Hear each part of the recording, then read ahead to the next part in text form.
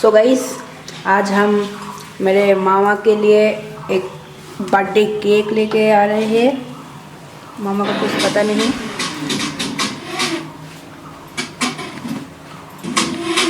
मामा, आज आपका चैनल के बर्थडे है, इसलिए हम आपके चैनल के लिए वाला केक लेके आया है। आज हम आपका चैनल का बर्थडे सेलिब्रेट करेंगे। या मम्मा, या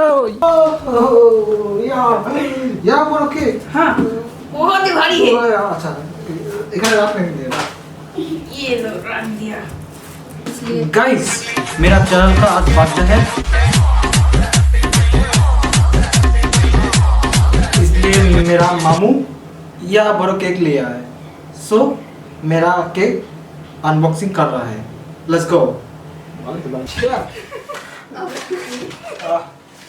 मेरे चैनल का बर्थडे, मेरे चैनल का